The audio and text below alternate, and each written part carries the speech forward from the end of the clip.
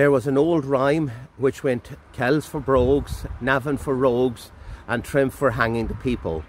And Trim was for hanging the people because it was where the county jail was. This here is the new county jail, new as in 1835.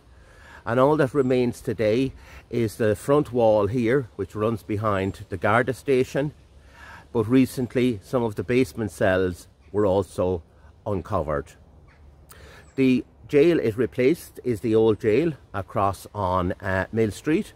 And there, some of the plasterwork bears markings made by the prisoners while they were being incarcerated. People were hung here at this jail and also at the one across the river, but there was also a hanging spot on the New Haggart Road, and this was called Gallows Hill, just outside the town. The old jail was on Mill Street, and a plaque was erected to it in recent years for visitors. The inside has a wall on which there are gravings inscribed by the prisoners. The old lock, dating from 1798, still survives to this day. The new jail was a wonderful stone-cut building sitting high opposite Trim Castle.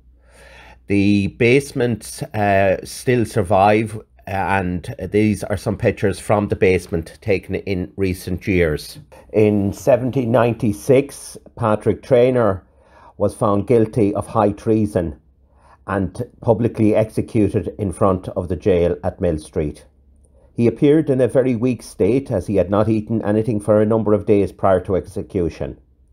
His head was severed from his body and fixed on top of the jail.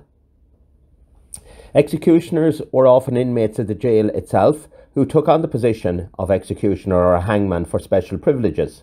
In 1821, the hangman was Thomas Halpenny, who had been convicted of pig stealing. Up until 1760, hanging usually resulted in death by strangulation. After 1760, the hangman calculated the drop so that the condemned man broke his neck and died instantly. In 1823, Mary Plunkett was hanged in Trim for the murder of her husband. A day or so later, Francis Gilligan was hung for aiding in the same murder. A hanging was public entertainment with crowds coming to see, and it was considered essential that executions like trials should be in public and be carried out so as to impress evildoers not to be committing crime. The last public hanging in England was that of Michael Barrett, who was executed in 1868. One of the most spectacular apartment blocks in the town of Trim is Norbury Hall, which is located beside the Garda station and overlooks the Boyne River. Lord Norbury was an MP for Tralee. He was a loyal supporter of the government, but then he turned against them. So how did they get rid of him? Well, they promoted him. When he was made Chief Justice in 1800, the Lord Chancellor said, make him a bishop or even an archbishop, but not a Chief Justice. Norbury was known as the hanging judge because he used to fall asleep during the trial, and when he was woken up to give the verdict, he would shout, hang him, hang him, hang him.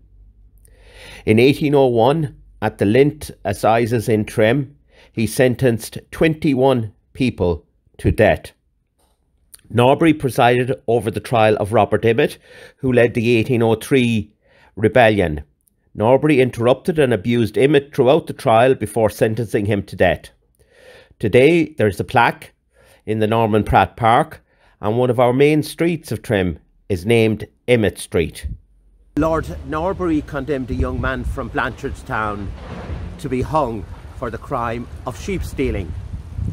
His wife died of a broken heart, and on her deathbed she cursed Norbury and said that he would be wandering the earth as a dark spectre for the rest of eternity.